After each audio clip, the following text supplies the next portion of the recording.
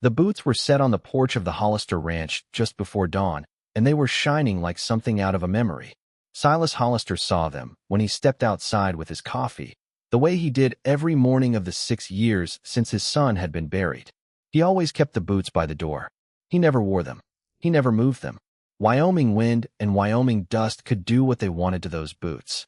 They belonged to Caleb, and Caleb was not coming back to polish them. But someone had. The leather was oiled dark and even. The stitching along the shank had been rubbed with something soft. The old crack across the left toe, the one Caleb had earned trying to break a Mustang that broke him instead, had been worked with tallow until it almost disappeared. Silas set the coffee down on the rail. His hand shook, and the tin cup rang against the wood like a small bell in an empty church. He walked out into the yard with the sun coming up hard over the Laramie foothills, throwing long shadows across the frost. There were tracks in the frost. Small tracks. Bare feet. They led away from the porch, past the bunkhouse he had shut up 3 winters ago, past the stock pond, and into the tall grass behind the north barn. Silas Hollister was a man who did not run anymore. His knee had seen to that. But he moved through that grass faster than he had moved in a long time. And when he came around the corner of the barn, he stopped so hard his breath caught in his chest. A boy was curled in the straw beside the water trough. 9, maybe 10. Thin as a fence rail. A shirt 3 sizes too large for him, and no shoes at all. His feet were blue at the toes, and there was a rag tucked under his cheek where he had made himself a pillow. In his hand, still clutched tight even in sleep, was a scrap of blackened flannel that had once been part of somebody's shirt, and beside that a small tin of boot grease Silas recognized because it had been sitting on his own workbench for 6 years untouched. The boy opened his eyes. They were dark and quick and full of the kind of fear that does not belong on a child. He scrambled backward into the boards of the trough and drew his knees up and said nothing at all.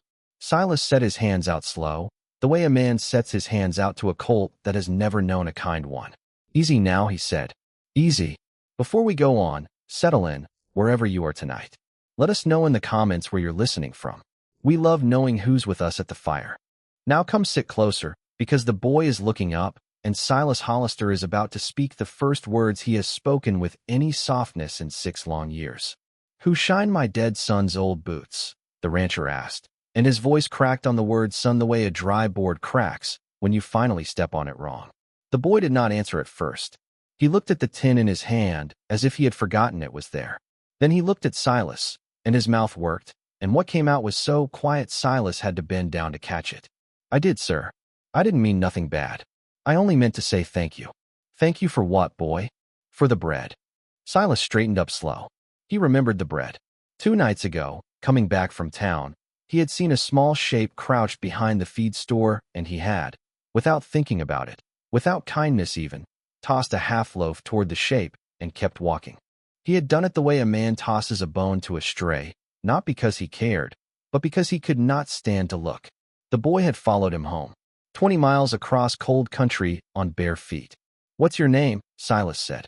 "Micah, sir." "Micah what?" "Just Micah. Mama called me Micah. She's dead now." "And your pa?" The boy did not answer that one.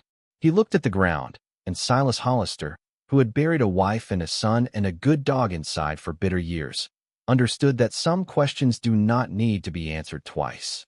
He looked back at the porch, at the boots sitting there gleaming in the young sun. He looked at the boy's blue feet. He rubbed the back of his neck where the muscle had gone hard as stone. "Come inside," he said, "before you freeze to the trough." He did not offer his hand. He did not know how to anymore. But he turned and walked, slow enough that a boy on bare feet could follow, and after a long moment the boy did. The kitchen had not been warm like it was warm that morning in a long time. Silas built up the stove and set water on and cut bacon thick and did not look directly at the child eating at his table because he did not trust his own face. The boy ate like something that had not eaten in days, which was probably true, and when he was done, he set his fork down careful and folded his hands and looked at Silas the way a soldier looks at a general waiting for orders. "I'll go now, sir. I only meant to say thank you. I don't want to be trouble. Where you gonna go, Micah?" "I'll find somewhere." Silas Hollister looked at that thin, straight-backed boy, and something inside his chest that had been frozen since the winter of 1880 pressed against the ice and cracked. "There's a bunkhouse out back," he said. "It's empty. You can sleep there tonight. We'll see about tomorrow when it comes. That should have been the end of it. A cold night. A warm meal.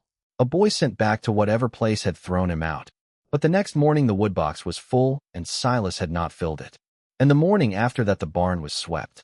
And the morning after that Silas found Micah standing at the fence line with a piece of baling wire, patiently fixing a strand that had been broken since October, his tongue between his teeth in concentration, his bare feet now wrapped in strips of an old flour sack, because Silas had not yet been to town for shoes. Silas watched him from the porch a long time. Then he went inside and got Caleb's old boots. He held them a moment. He had not touched them since the burial. The leather was warm from the sun the boy had put on it.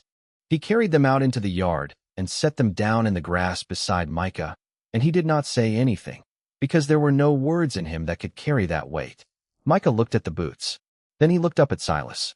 "Sir, those were your sons. I know whose they were, boy. I can't. You can." He'd want a working boy to have working boots. Put them on. Micah put them on. They were too large by 3 sizes. He wore them anyway. He wore them all that summer and into the fall, and he grew into them the way a country grows into a border, slow and stubborn, and by the first hard freeze the boots fit him almost right. That is when Elias Doyle rode up to the ranch.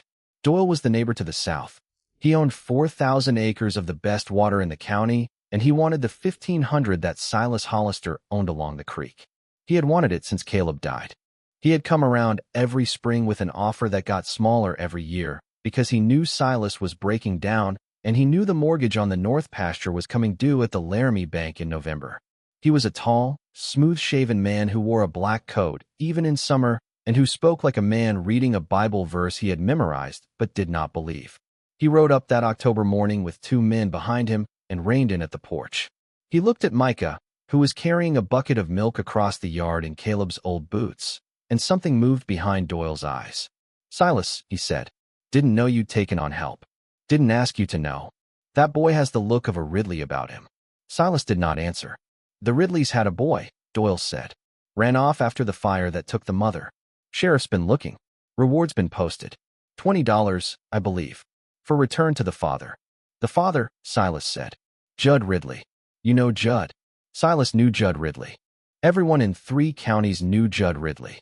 Judd Ridley had put his wife in the ground with a story about a stove fire that had never quite fit the burn pattern on the doorframe. Judd Ridley had a hand like a mallet and a voice that got quiet when he was about to do something you would remember for the rest of your life.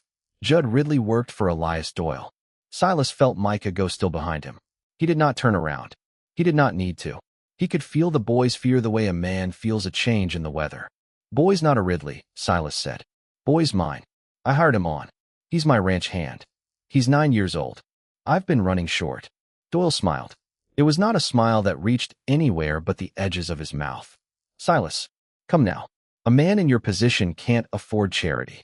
Then it's fortunate for me, Elias, that this ain't charity." Doyle sat his horse a long moment. He looked at Micah again. Then he looked back at Silas, and the smoothness in his face had gone thin, and what was under it was not a kind thing. "Note comes due at the bank the 15th of November, he said. $840. You don't have it. Everyone in Laramie knows you don't have it. I'll be at that sale, Silas. Everything you own is going to belong to me by Christmas. And that boy is going to be right where he ought to be, which is under Judd Ridley's hand where the law says he belongs. There is no charity in this world, Silas. There is only what you can hold on to. And you can't hold on to anything anymore." He tipped his hat, polite as a preacher, and turned his horse, and rode away with his 2 men behind him. Silas stood on the porch until the dust settled. Then he turned and looked down at Micah, who was standing very still, holding the milk bucket in both hands so tightly that the metal handle was cutting a red line into his palms. "He'll come for me," Micah said. "Won't he? He'll try. I can go, Mr. Hollister. I can go tonight. I won't cost you nothing." Silas Hollister knelt down. His bad knee screamed at him, but he did it anyway, and he was face to face with that boy in the yard, and he said the thing he had not been able to say to anyone since the day the doctor came out of the room and shook his head and told him Caleb was gone. "You are not costing me anything, son. You are the first thing that has cost me nothing in 6 years. Do you understand me?" Micah's face broke open the way ice breaks open on a river in spring. And he cried the way a child cries who has not been allowed to cry in a very long time. And Silas Hollister pulled him against his shoulder and held him there. And he did not care that his own tears were running down into the boy's hair.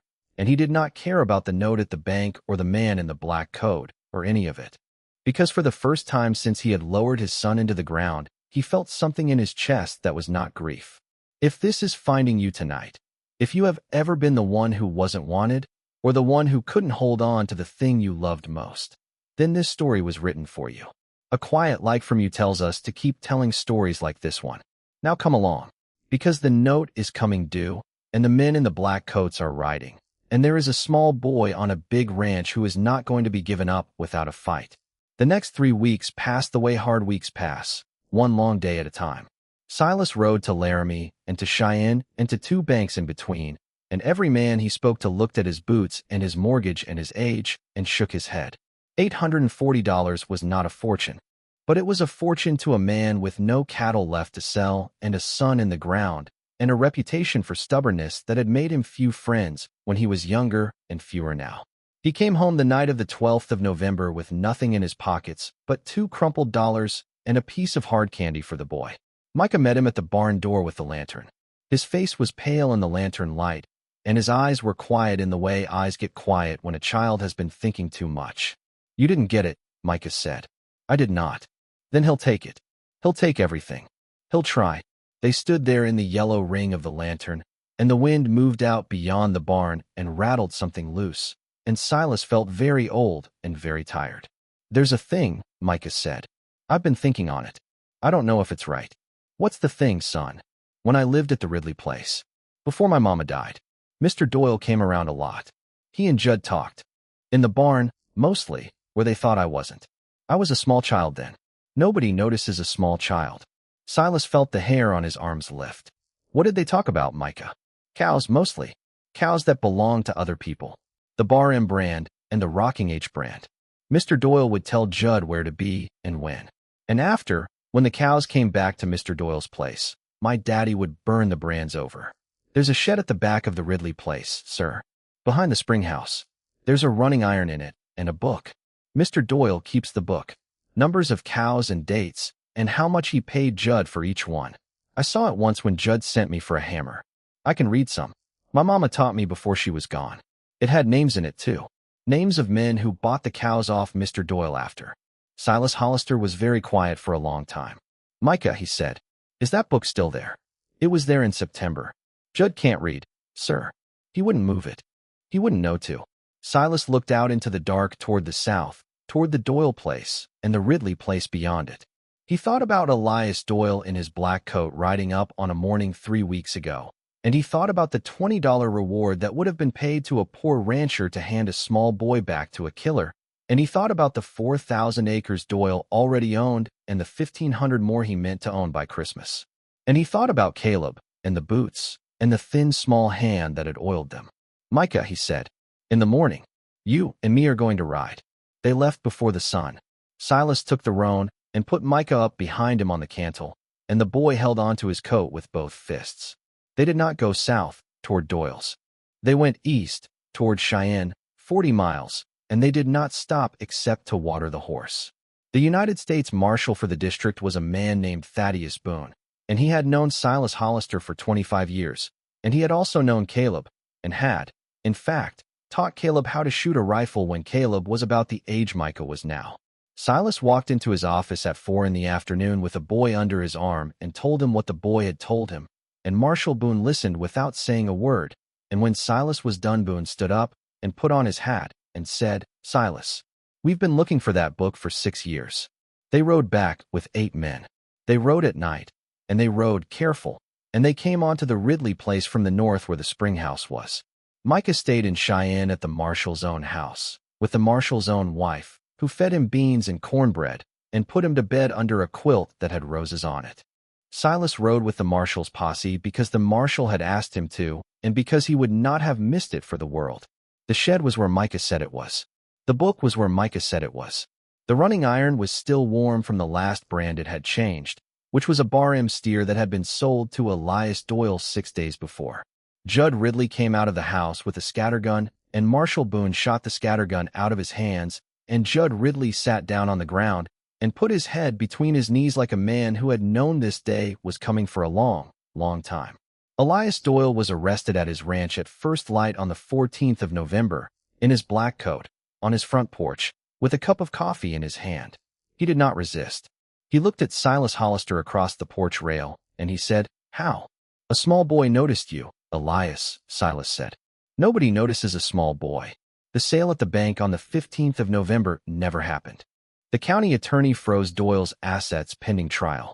The Bar M and the Rocking H and 4 other ranches that had lost cattle to Doyle's operation over the previous 6 years filed claim after claim. And the courts moved slow the way courts do, but they moved. By the time the snow melted the following spring, Elias Doyle had been sentenced to 20 years in the territorial prison at Laramie. Judd Ridley got 15. The reward that Doyle had posted for the return of the Ridley boy was discovered to have been printed by Doyle himself, without warrant or authority, and was struck from every notice board in the county. The court, in the matter of the child Micah Ridley, found that the father was unfit and the mother was deceased, and that no other kin had come forward. And so on a bright March morning with the last of the snow melting off the porch rail, Judge Amos Kettering of the 2nd District signed a paper making Silas Hollister the legal guardian of one boy, age approximately 10, of no known surname beyond the one he had asked to leave behind. They rode home together that afternoon. Micah sat behind Silas on the roan, holding onto his coat. "What do I call myself now, sir?" Micah asked halfway home. Silas thought about it a long time. He thought about Caleb. He thought about a woman named Ruth who had been his wife and who had wanted, more than anything, a house full of children she had never been given. He thought about the boots. "You call yourself whatever you want to call yourself, son. But the name over the gate says Hollister, and there's room on it for another." Micah did not answer. He only tightened his fists in the coat. That summer the ranch came back to life. Silas bought 40 head of good young cattle with the reward money the marshal's office paid him for information leading to the arrest of Elias Doyle, which came to $960, more than enough to cover the note and put a new roof on the barn besides. Micah grew 3 inches.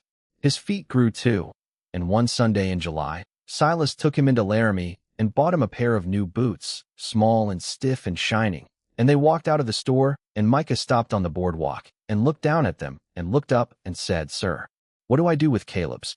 "You keep them," Silas said. "You keep them on the porch. You keep them oiled. When you have a boy of your own, someday, you give them to him." Micah nodded, serious as a preacher. "Yes, sir." They walked together down the boardwalk in the summer sun, an old rancher with a bad knee and a small boy in new boots, and a woman across the street who had known Silas Hollister for 30 years stopped and watched them go by and put her hand over her mouth, because she had not seen Silas Hollister smile since the winter of 1880, and he was smiling now. 2 years later, on a warm October evening, Silas Hollister sat on the porch of his ranch with a cup of coffee in his hand and watched a boy of 12, tall for his age and getting taller, sit on the step below him working tallow into a pair of old boots that had once belonged to a young man named Caleb. The sun was going down over the Laramie foothills and throwing long gold light across the yard, and somewhere down by the creek a meadowlark was calling for the last time before dark. Micah worked the tallow careful, the way he had worked it that first morning, when he had come across 20 miles of cold country on bare feet to say thank you for a piece of bread. Silas set his coffee down on the rail. He looked at the boots. He looked at the boy. "You know something, son," he said, quiet, mostly to himself. "A man thinks he's giving something away. Turns out he's just making room for what's coming." Micah looked up. He did not answer. There was nothing to add to that. The sun went down. The meadowlark called once more, and then the yard was quiet, and the boy went on working the tallow into the old leather, and the porch light of the Hollister ranch came on and made a small warm square in the whole enormous dark of Wyoming. And inside that square there was an old man and a boy and a pair of boots, and none of them were alone anymore. Next, we'll tell the story of a young widow who arrived at a Montana stagecoach stop with a wedding dress in her trunk and no groom left alive to meet her, and the scarred, silent station master who read the letter she had been carrying for 300 miles and understood, before she said a word, exactly who she was. Until then, be kind to the strangers at your door tonight. You never know which one of them has come to save you.